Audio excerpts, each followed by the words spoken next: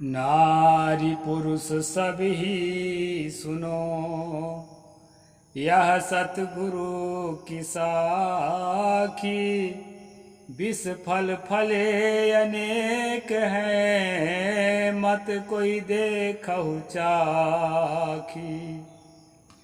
नमस्कार दोस्तों, मैं अविनाश दास रेशनल कबीर यूट्यूब चैनल में आप सबका हार्दिक स्वागत करता हूं। साथियों, यदि इस चैनल को आप सब्सक्राइब नहीं किए हैं तो सब्सक्राइब ज़रूर करें, शेयर करके अपने साथियों तक पहुंचाएं और बेल आइकन को प्रेस करें, ऑल नोटिफिकेशन ऑन करें ताकि मेरा हर वीडियो आप तक पहुंच सके। साथियों, कमेंट ज़रूर मुझे लिखें। अभी हम सब लोग मनुस्मृति पर स्ट्रीम कर रहे हैं दोस्तों मिलकर के। मैं आपको सुनाता हूँ। अभी मैंने सतगुरु कबीर साहब की साखी सुनाई। इसमें सतगुरु ने कहा, नारी पुरुष सभी सुनो, यह सतगुरु की साखी। विष फल फले अनेक हैं, मत कोई देखहु चाखी। इसका मतलब ये होता है दोस्तों, जो सच्चा गुरु है, जो सच्चा पथ प्रदर्शक है, जो असत्य और सत्य का विवेक करके आपको सही सही निर्णय देता है, ऐसे गुरु की बात को साक्षी के रूप में, गवाही के रूप में सब मिलकर के सुनो। नारी भी सुनो और पुरुष भी सुनो। और वह क्या चीज है? विष फल फले अनेक है, मत कोई देखहु चाखी।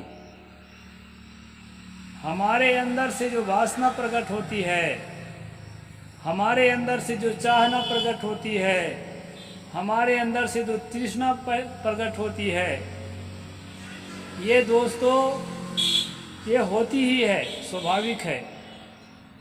लेकिन जब अंकुश से बाहर इस पर हमारा अंकुश नहीं चलता, हमारा बस नहीं चलता, तो दुनिया में जितने पाप हैं, ऐसा कोई पाप नहीं है जो मन के कुभावना में पड़ करके ना किया जा सके। सारे पाप के मूल में मन के कुभावना है दोस्तों।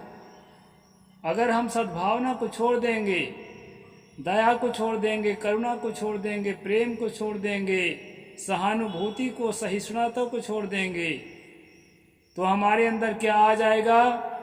काम, क्रोध, लोभ, मोह, तृष्णा, अहंकार, छल, मद मत्सर, ये सारे गुण आ जाएंगे। और ये सारे अवगुण आ करके हम जो है, सदगुरु ने कहा, विष फल फले अनेक हैं। विष के वृक्षों में अनेक फल फले हुए हैं। यानी गलत काम हम सोचते हैं, उसके लिए जो निमित्त है संसार में बहुत सारा है। यानी अगर पुरुष काम वासना में पीड़ित होकर के बाहर तलाशेगा तो उसको स्त्री मिल जाएगी, जायज मिले नाजायज मिले, समझौता से मिले या जबरदस्ती से मिले। अगर नारी भी सोचती है तो एक नहीं दो, दो नहीं तीन, कोई ना कोई मिल जाएगा। इसलिए हम अपने पर कंट्रोल जब रखते हैं, अपनी नैतिकता को, अपने ज़मीर को अंदर जागृत रखते हैं, मोरालिटी को जागृत रखते हैं, तभी हम इस विष के फल से, इस जो अन्याय, अत्याचार और पाप के फल से अपने आप को बचा सकते हैं दोस्तों। तो ये सतगुरु की साखी का अर्थ है। अब हम अपने मूल विषय पर चलते हैं, मनुस्मृति पर। कल हम लोगों ने पढ़ा था दोस्तों कि श्राद्ध में जो भोजन करने के बाद भूमि पर थाली के नीचे, ब्राह्मण के थाली के नीचे बचा हुआ जो है, गिरा हुआ जो है, उस अन्न को उठा करके, और जो उस श्राद्ध कराने वाला, जो कहना चाहिए कि मालिक है, कोई वैश्य है, कोई क्षत्रिय है, उसके यहाँ जो नौकर रहते हैं, नौकरों के पुरखों के लिए उसको जो है तर्पण कर दें।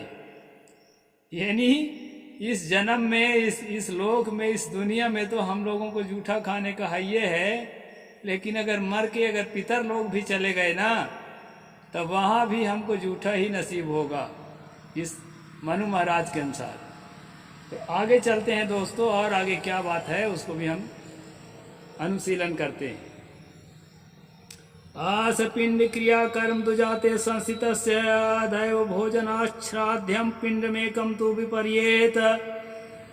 मृत दुजाति का सपिंडीकरण श्राद्ध पर्यंत अर्थात एकोदिष्ट श्राद्ध में देव स्थान में ब्राह्मण न बैठकर केवल पितृ स्थान में ब्राह्मण को भोजन करा के ही करना चाहिए और एक ही पिंड देना चाहिए। यहाँ पर बताया गया है कि जो द्विजाति है, द्विजाति का मतलब होता है जिसका दूसरा जन्म हो चुका है। दूसरा जन्म कहते हैं दोस्तों जनेऊ संस्कार को। तो जनेऊ संस्कार में जो शूद्र है, ओबीसी है, उसका अधिकार नहीं बताया गया। और जो एसटी एससी जो इसको कहते हैं वो जो है वर्णबाह्य है, मतलब वो चारों वर्णों से परे हैं, वो इनके घेरे से बाहर रहते थे, अछूत रहते थे, उनको छुआ नहीं जाता था। तो ये जो है यहाँ पर द्विजाति कौन है? क्षत्रिय और वैश्य। क्षत्रिय और वैश्य को जो है यहाँ बताया गया है कि सपिंडीकरण श्राद्ध पर्यंत, जो पिंड बना करके श्राद्ध करते हैं तब तक जो है एकोदिष्ट श्राद्ध में देव स्थान में ब्राह्मण न बैठकर केवल पितृ स्थान में ब्राह्मण को भोजन करा के ही करना चाहिए। यानी जो देव कर्म और पितृ कर्म करते हैं तो देव कर्म करने के स्थान में न बैठा करके ब्राह्मण को पितृ कर्म के स्थान में बैठा देना चाहिए। इस प्रकार जो है इनका अपना पिंडदान का नियम है। सपिंड क्रियायाम तो कृतायाम मत्स्य धर्मतः न्यायवृत्त्या कार्यम पिंड निर्वाण सुतैहि। सपिंडी कर्म श्राद्ध कर चुकने पर अमावस्या के जो पार्ण श्राद्ध की विधि कही गई है उसी से क्षय आदि के पुत्रों को पितृ निमित्त पिंडदान करना चाहिए। यहाँ दोस्तों ये क्या करते हैं, मैंने देखा है कहीं कहीं पर लगभग 15 दिन तक क्रियाक्रम चलता है। सारा काम धाम छोड़ के लोग जो है 15 दिन तक उसी के पीछे पड़े रहते हैं। कई जगह तो मुझे भोजन के लिए बुलाया गया और मैं गया और भोजन भी दिया गया, लेकिन दोबारा नहीं बुलाते दोस्त, घाटे में रहता हूँ।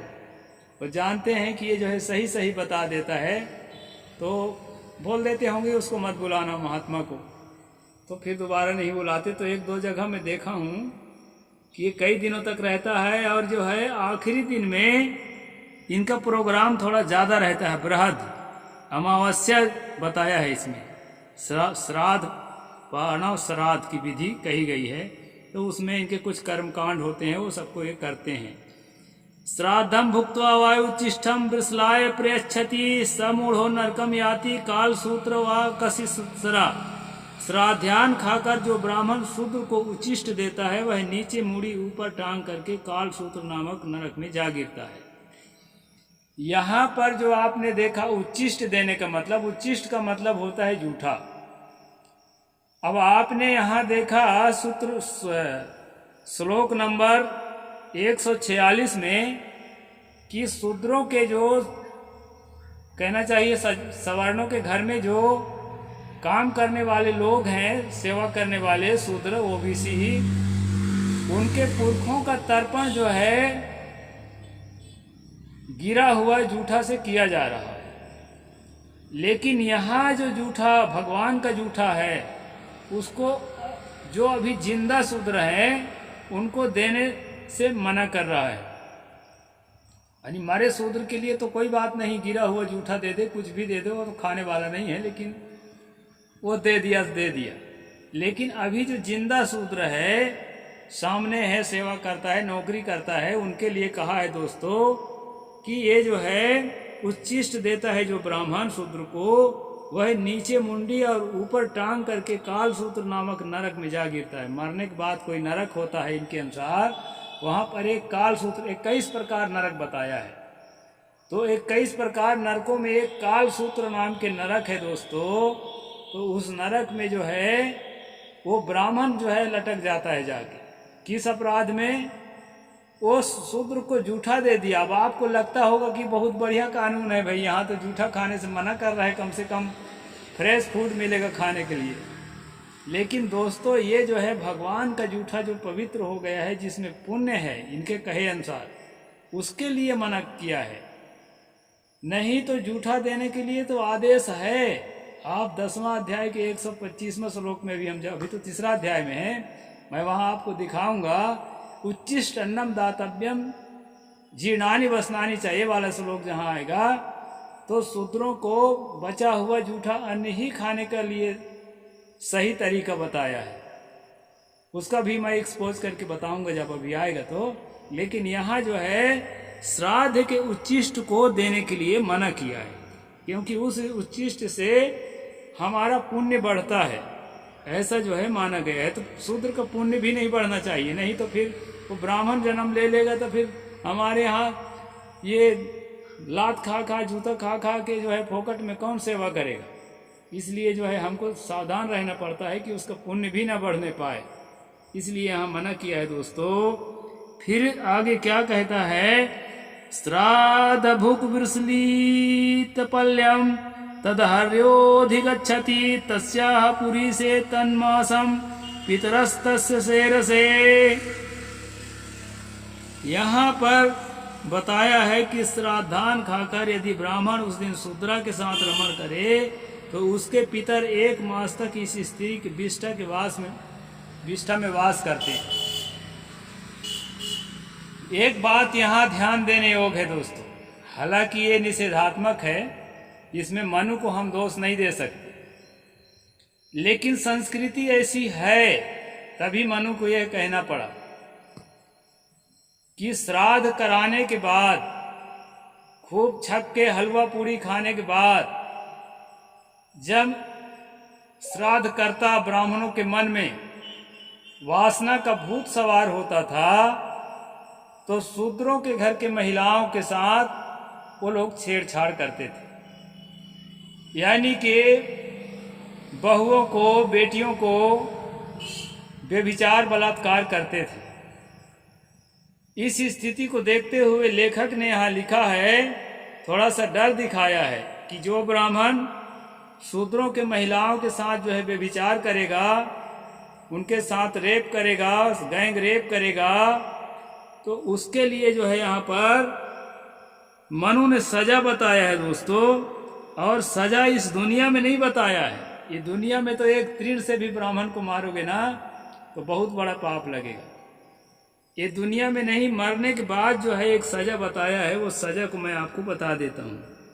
श्राद्धान खाकर यदि ब्राह्मण उस दिन शूद्रा के साथ रमन करे तो उसके पितर 1 मास तक इस स्त्री के विष्ठा में वास करते हैं। अब किसके पितर?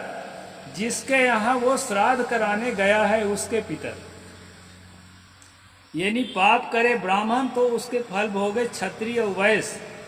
ये जो बहुत ज़्यादा कई लोग क्षत्रिय और वैश्य अपने आप को पालतू कुत्ता की तरह जो है वफादार बताने की कोशिश करते हैं ब्राह्मणों के प्रति, लेकिन इनको जरा सोचना चाहिए कि कितना इनके लिए जो है भलाई है इसमें। अब आप इतना रुपया खर्चा करके, महीनों सालों का मेहनत का रुपया लगा करके श्राद्ध करा रहे हैं, उनको भोजन करा रहे हैं और तरह तरह से क्रियाक्रम करा रहे हैं। इसके बाद जो है वो मदमस्त होकर के और उधर जाके व्यभिचार कर रहा है, और उसका पाप किसको लगेगा?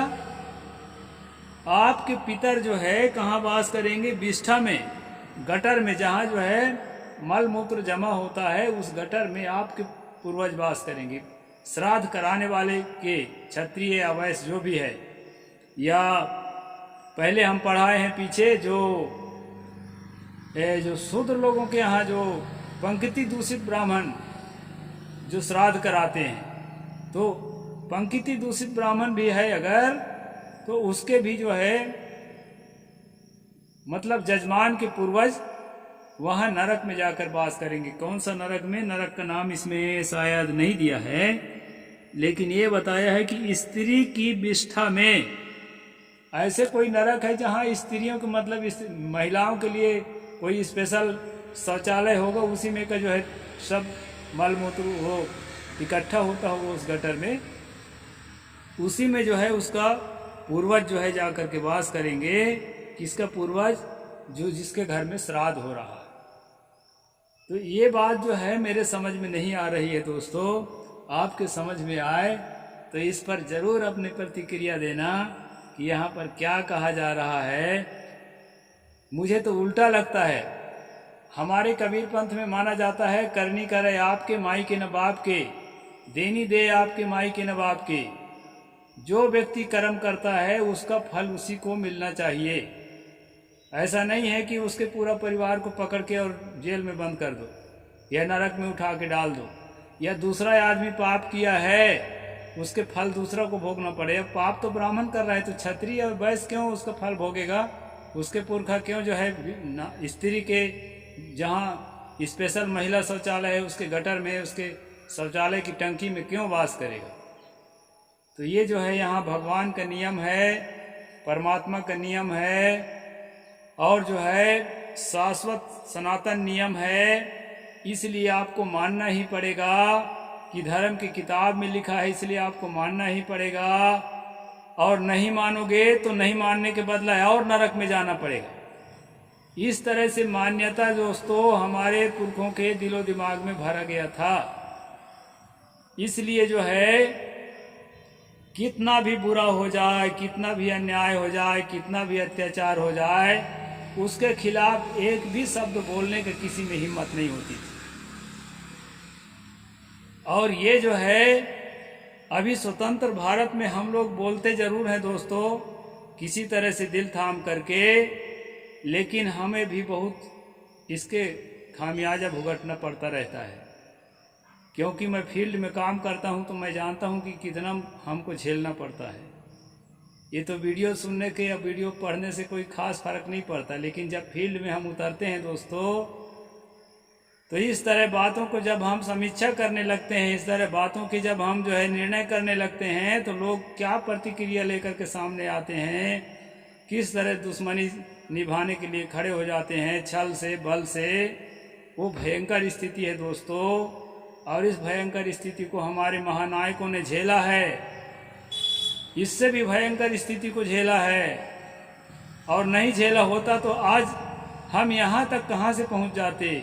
और हम लोग नहीं झेलेंगे तो भारत की अगली पीढ़ी जो है कैसे अंधविश्वास, चमत्कार, महिमा, धोखा और धर्म की चाशनी से बाहर कैसे निकलेगी। इसलिए दोस्तों हमें संवैधानिक दायरा में रह करके मानवता को, नैतिकता को पालन करते हुए और यथार्थ बात को लोगों तक पहुंचाना है, अपने परिवार तक, अपने पड़ोस तक, अपने परिजनों तक। इसलिए जो है मैं और मेरे जैसे जो भी रेशनल मूवमेंट से जुड़े हुए लोग हैं उनके चैनल को प्रमोट करिए दोस्तों, मेरे चैनल को भी प्रमोट करिए, आगे बढ़ाइए और जो है जन जन तक पहुंचाइए, ताकि हम जो है इस चीज़ को जान सकें। मैं अपना निर्णय पक्का बताता हूं दोस्तों, जो पाप करेगा परिणाम उसी के लिए होना चाहिए। दूसरा पाप करे दूसरा परिणाम झेले, ये जो है अगर नियम भगवान ने भी बनाया है तो इस नियम को मैं अपनी ओर से तो नहीं मानता है। आपको मानना है तो मैं क्या करूं। इसलिए दोस्तों इस स्ट्रीम का मेरा उद्देश्य है हमारा अंधविश्वास, चमत्कार, देवी देवता, ईश्वर, परमात्मा, स्वर्ग, नरक इत्यादि जितने गंदगी कल्पना के रूप में हमारे पुरखों के और हमारे दिमागों में थोपा गया है, उस दलदल से हमको बाहर निकल के रेशनल होना है, तर्कशील होना है, सत्य और असत्य को समझना है दोस्तों। इसी के लिए ये रैशनल कबीर जो है मैंने चैनल चालू किया है। आप सब लोग मिल कर के चैनल को आगे बढ़ाएं और जो है मुझे कमेंट ज़रूर लिखें। आज का स्ट्रीम यहीं पर हम ख़त्म करते हैं। साहिब बंदगी, जय भीम, जय जोहार, नमो बुद्धाय दोस्तों। सब्सक्राइब जरूर करें। नमस्कार।